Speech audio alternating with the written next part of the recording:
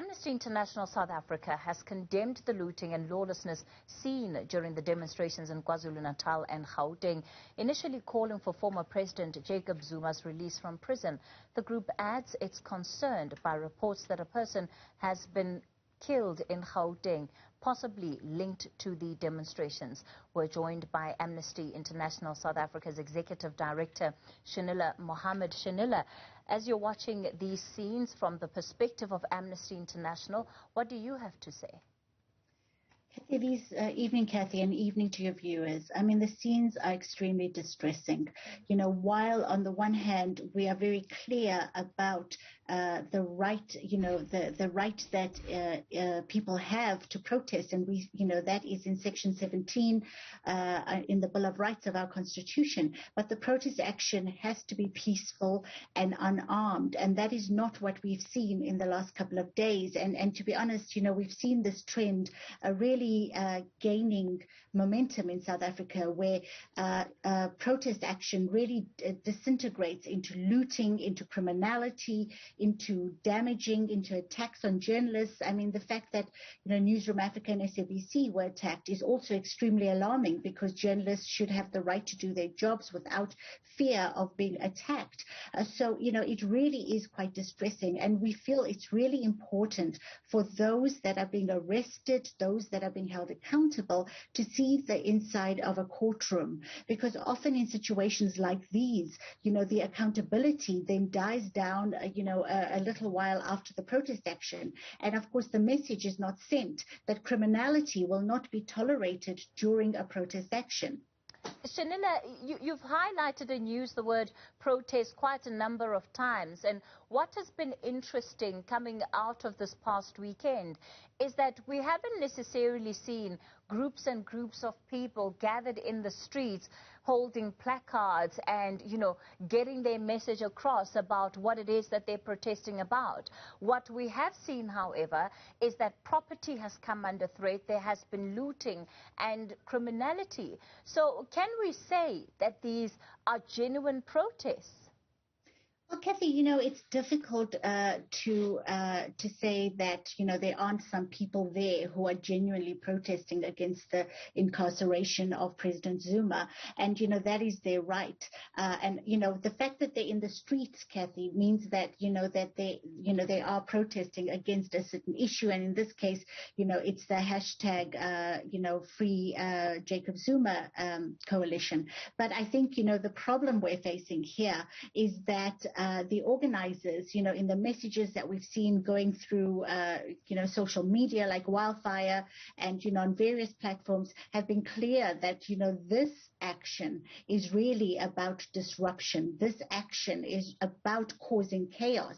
And so in that sense, it's in violation of the law, because if that was the intent, with this type of gathering, then that is already in violation of the law, because, under Section 17 of the Constitution, any type of gathering or protest action or demonstration has got to be unarmed and has got to be peaceful. And so, it all starts at the intent of the organizers. And, we can't verify, but from what we've seen that has been spreading through social media, the intention is to cause chaos and to make South Africa ungovernable, in which case, it would definitely not be within the confines of the Constitution and the right to protest.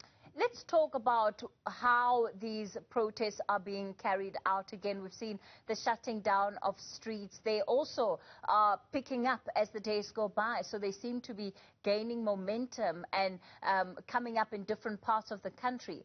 Does that concern you?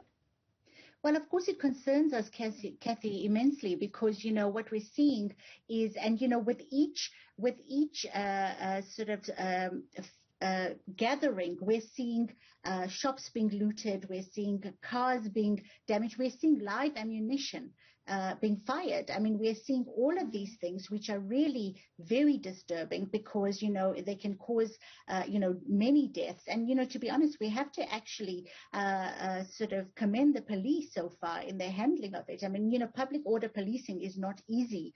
And, it's so far, we've seen them trying to contain the amount of damage to people and to the protesters. And, so again, from our side, we have to commend them. And again, we call for restraint on their side as well, because, these bullets and these rubber bullets can cause a lot of damage. But I think what we're seeing, Kathy, is a pattern that is developing, a pattern of protest action emerging and then shops being looted, people being cars being attacked, etc. And if that is the intention, then you can see the pattern actually unfolding as these so-called actions continue to spout in different parts of the country. And I think that is where we are concerned, that not only are these people in violation of the COVID regulations, because if you watch the protest actions, many people have no masks, there's no social distancing, so there are a number of laws that are being broken. But in addition to that, there seems to be an intention to disrupt business, to loot, and to make the situation very difficult for the authorities. Shenilla, what is required in this moment to restore a sense of calm and really give the nation confidence that this situation is under control and that we won't see any further destruction to what we have over the last couple of days? Well, I think, what's really important is for the police to bring in as much reinforcement as they can with regards to, the police themselves, and to be really prepared. Now, South Africa is a huge country, and so, being everywhere for the police is not easy, but they should be able to move quickly enough. And we've seen that, they have been doing that to some extent. But also, they need to start being very, very clear about their arrests, the charges that they are filing against these people. Because, Kathy, in the past, when it comes to protest action, the challenge that the police have faced is that they will gather a whole lot of people, but they won't be able to prove the charges against them. So, and the cases get thrown out in court. And so they have to be very clear about, and gather the evidence about, who are they. So for example, if somebody is caught, looting a shop, then the police report on that person should reflect what they were arrested for, because otherwise it's just going to become difficult for them to prove a case and prove that these people were part of the looting. So the police have got to get their paperwork in order as well as the arrests, because otherwise, Kathy, what we don't see is that these people facing the inside of a courtroom or even the inside of a jail cell, because then it becomes difficult for the police to prove that the people they've picked up are the actual people responsible for the looting. So there has to be a very clear plan of arresting people, making sure that they are charged correctly, and that they are basically put in front of the legal process.